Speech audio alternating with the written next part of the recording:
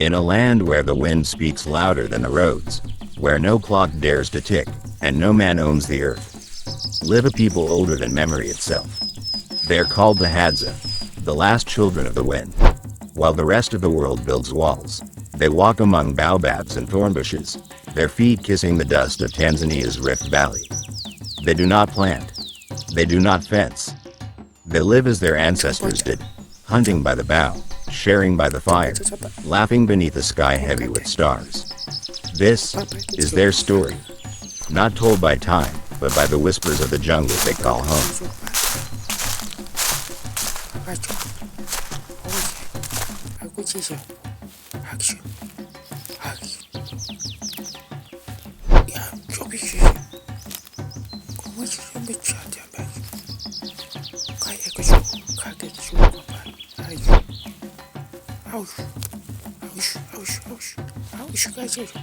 The sun does not rise in the Hadza lands. It awakens, gently washing the thorn trees in gold. By first light, the men are already moving, barefoot, lean, with boughs carved from the wild olive tree, arrows tipped with poison scraped from desert rose sap. They speak in clicks and whistles, soft and rhythmic, a language older than drums. Each step they take is a story written in the sand.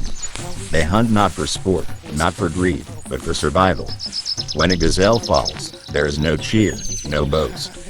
They kneel, press their hands to the earth, and whisper thanks to the spirit of the animal. In this jungle, the hunter is never a king, only a guest, moving through the house of ancestors and spirits.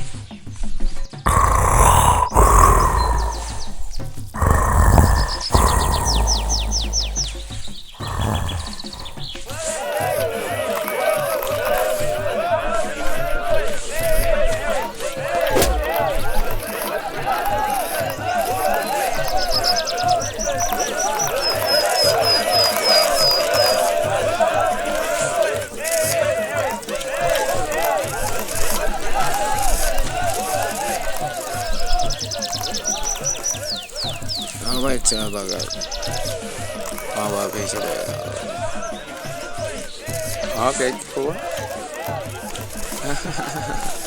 Okay. Ôi chứ. Bao ơi. Ôi chứ mới phải vậy. Ôi cái có mà cái gì.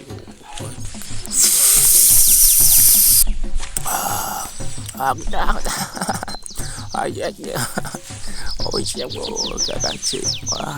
Hadza children do not learn from books. Their teachers are the dust, the wind, and the elders' laughter.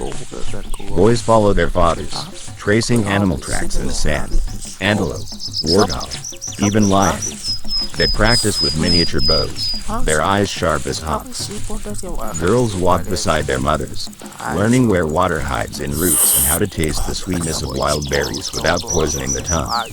And when the day is done, they all play together beneath the baobabs, chasing shadows until the sun kisses the horizon. For in Hadza lands, every child belongs to every mother, every elder is every father.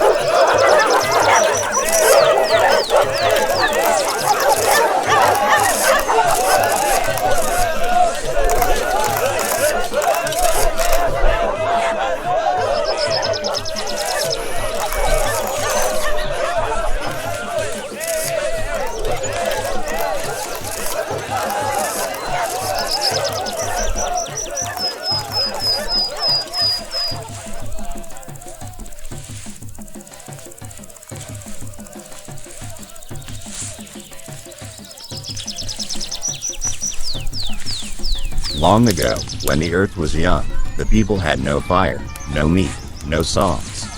They wandered cold and hungry. Then Kishoka came, a child born of the wind itself, her laughter carrying across the valley. She taught the first Hadza to listen, to hear the language of trees, to taste which roots would feed and which would kill, to strike flint and call fire from stone.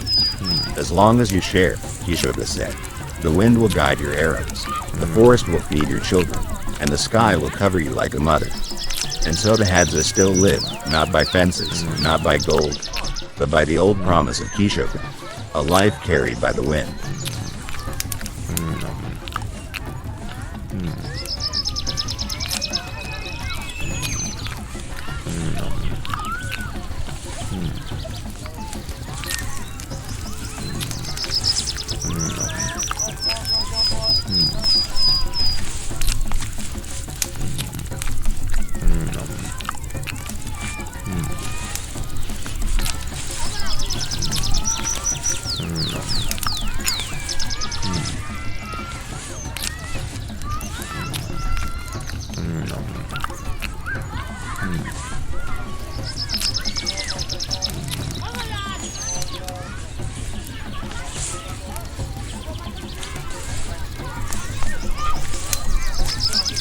Before the sun climbs high, the hunters stir. There is no alarm, no rooster. The land itself wakes them. A shift in the wind, the first call of a lilac-breasted roller, the smell of warming earth. They move silently, their bodies lean from a life without excess. Each man lifts his bow, carved smooth from the tough, wild olive tree, and checks his arrows, fletched with guinea fowl feathers. Their poison, drawn from the sap of the desert rose, is carefully applied to the tips. It is deadly, but only enough to bring down the game they seek: antelope, warthog, sometimes even a baboon. Before they leave, they share a few words in the language of their fathers, a tongue of whistles and clicks, soft and melodic. It is not loud. The jungle listens to every sound, and a careless word can scatter the prey before them.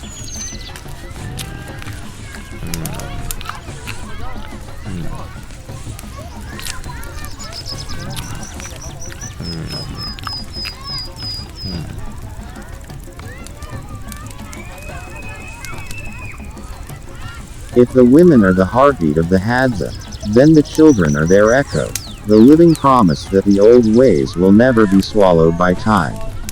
The Hadza have no classrooms, no chalkboards, no walls to hold their young. Here, the savannah is the only school, and the lessons are written in paw-prints, wind, and the calls of distant animals. A group of boys trails behind the hunters, not close enough to be a burden, but near enough to watch and learn. Their bows are small, their arrows blunt, but their eyes are sharp, tracing each broken twig, each faint track in the dirt. They mimic the crouch of their fathers, the careful testing of the wind, the slow, deliberate way a true hunter moves. In another part of the bush, the girls follow their mothers, their small baskets swinging at their sides. They touch leaves and roots, taste the sweet tang of a berry only to spit it out at a mother's warning shake of the head. They are learning the old way, not through words, but through living the work themselves. By midday, when the heat is heavy and the cicadas sing their high, constant chorus, the children gather beneath the shade of a great baobab. The games begin, running, leaping, chasing each other's shadows in the red dust until the ground is a maze of tiny footprints. There are no toys but sticks and stones, no goals but laughter. The earth itself is their playground, the sky their ceiling, the wind their only witness. Yet even in play, they are learning.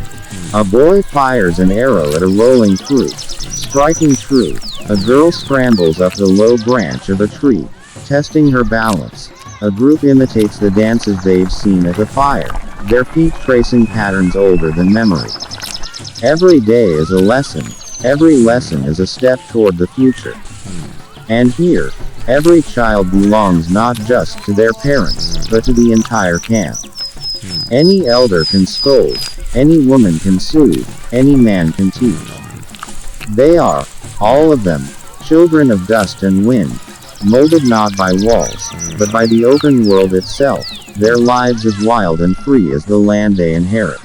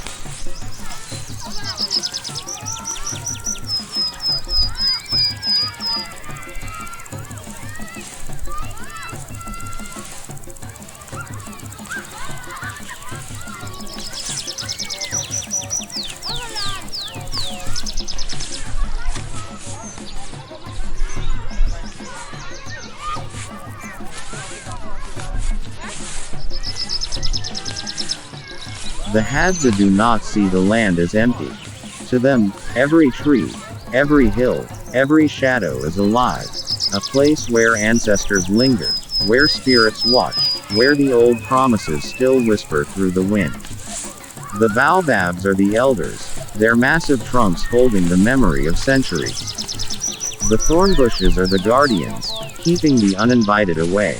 The wind itself is a messenger, carrying warnings and blessings alike. And woven through this living world are the old myths, stories not just told, but believed. One such tale is of Kishoka, the wind child, who gave the Hadza the gift of fire, honey, and song, and taught them to take only what they need, or risk the wind's wrath. Another is of Nawana Sea, the shadow woman, who watches over the children as they play. They say her shadow moves when no one stands there. Her laughter is heard in the rustling grass, and if a child is ever lost, she leads them back by the sound of a distant drumbeat. To outsiders, these are just stories. But to the Hadza, they are truths, woven into every hunt, every meal, every step across the red earth. For here, the environment is not a backdrop. It is a breathing, thinking, remembering force, older than humanity itself. And as the stars drift overhead and the night creatures stir, the Hadza lie beneath the open sky, wrapped not in walls, but in the breath of this ancient land. Tomorrow will bring another dawn, another hunt, another circle of fire.